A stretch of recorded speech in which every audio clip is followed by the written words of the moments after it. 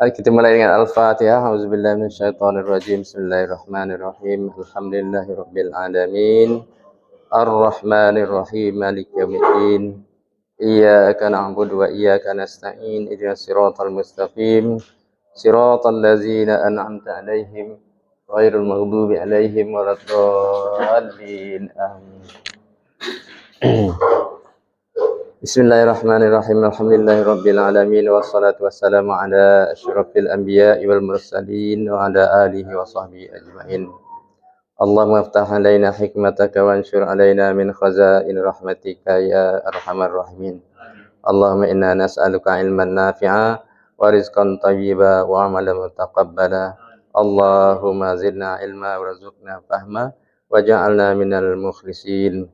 Allahumma faqihna fid din wa 'allimna at-ta'wil wa 'allimna ma jahilna. Rabbana atina fid dunya hasanah wa fil akhirati hasanah wa qina azabannar.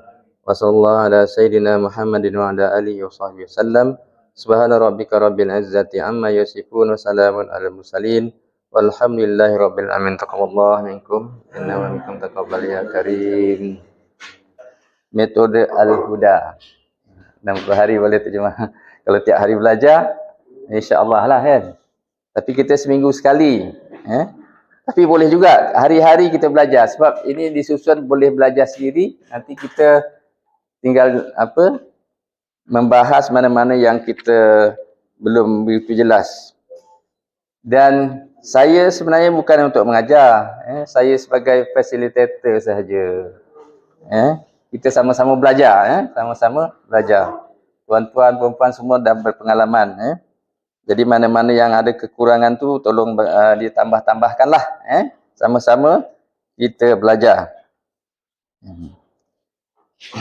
Jadi cuba kita mula daripada apa itu metode Al-Huda.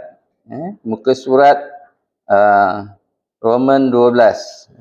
Metode belajar yang digunakan untuk menyajikan materi ini bahan pembelajaran lah. Dalam buku ini kami sebut dengan metode Al-Huda. Secara bahasa, Al-Huda sendiri artinya petunjuk. Ada beberapa latar belakang historis yang membuat penulis mengambil kata ini sebagai nama. Pertama, kerana ketika menyusun buku yang juga menjadi diktat. Diktat ini bahasa Belanda lah, diktat. Diktat, maksudnya nota lah, nota pelajaran. Menjadi nota mengajar penulis di berbagai majlis ilmu. Penulis merasa ide-ide yang muncul tidak lepas dari bimbingan Allah sehingga semuanya dapat tersusun rapi. Jadi kita belajar ni memohon doa kepada Allah agar Allah memberikan petunjuk dan hidayah kepada kita. Begitu juga penulis ini, dia pun memohon kepada Allah agar diberi petunjuk. Sebab itu dinamakan Al-Huda. Penulis ini dia belajar tempat yang sama dengan saya di pusat pengajian tinggi.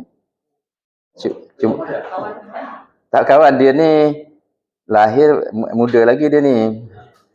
Lahir 1977. Masa itu saya dah tahun 3 dah. Dekat universiti kan. Tapi universiti yang sama lah kan. Tapi dia jauh lebih muda daripada saya lah kan. Dia belajar di pondok. Lepas tu dia pergi ke pusat pengajian tinggi tempat saya belajar juga. Iaitu Universiti Islam Negeri Yogyakarta.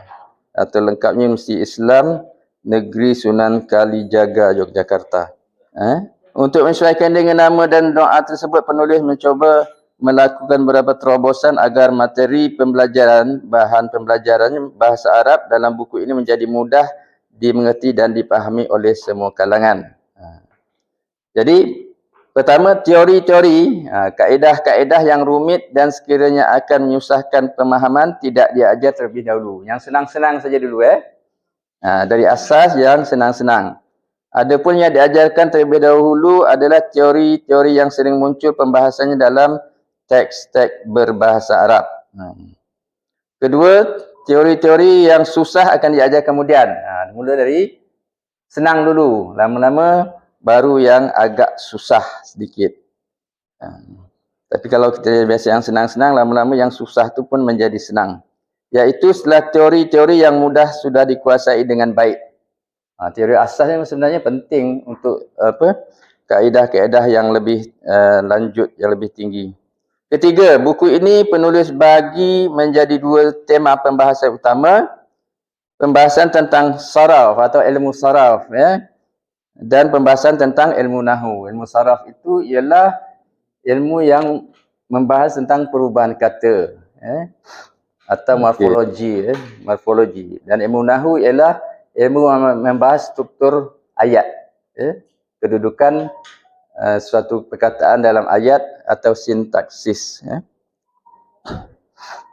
Contoh ilmu saraf ialah perubahan kata daripada misalnya fa'ala, fi'il madhi, yaf'ulu, lepas tu muf'ul. Itu salah satu perubahan dari bentuk fi'il madhi, mudhari', kemudian fi'il amar, kemudian masdar dan lain-lain. Itu namanya ilmu saraf. Ilmu nahu membincangkan struktur kalimah, baris akhir kalimah. Misalnya ja'a Muhammadun. Berkaitan dengan i'rab lah. Telah datang Muhammad. Kenapa Muhammad berbaris apa? Dhammah atau baris depan, tidak baris bawah. Itu yang dibincangkan dalam ilmu nahu, perubahan baris akhir daripada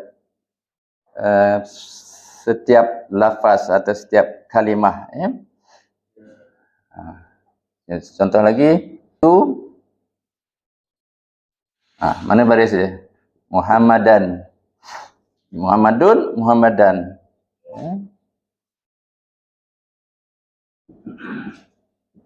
Marartu bi Muhammadin. Ini perubahan daripada Muhammadun, Muhammadan, Muhammadin. Itulah dibincangkan dalam ilmu nahu. Saraf adalah ilmu dalam pelajaran bahasa Arab yang khusus membahas tentang kata dan perubahannya. Kata atau perkataan dan perubahan perkataan tersebut. Seperti yang saya contohkan tadi. Sedangkan nahu adalah ilmu yang membahas tentang kaedah-kaedah untuk mengetahui fungsi dan peranan kata dalam sebuah kalimat. Kalimat dalam bahasa Indonesia tak sama dengan kalimat dalam bahasa Melayu atau dalam bahasa Arab. Apa makna kalimat dalam bahasa Indonesia? Dia ditulis dalam buku ni. Apa kalimat makna dia? Bahasa Melayu apa? Bahasa Melayu ialah ayat. Kalimat di sini dalam bahasa Indonesia adalah ayat dalam bahasa Melayu. Tapi kalimah dalam bahasa Arab, kalimah dalam bahasa Melayu ialah perkataan. Kita ringkaskan kata.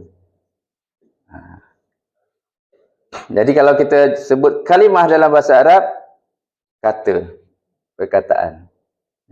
Kalimat dalam bahasa Indonesia ayat. Jadi di sini ayat lah itu.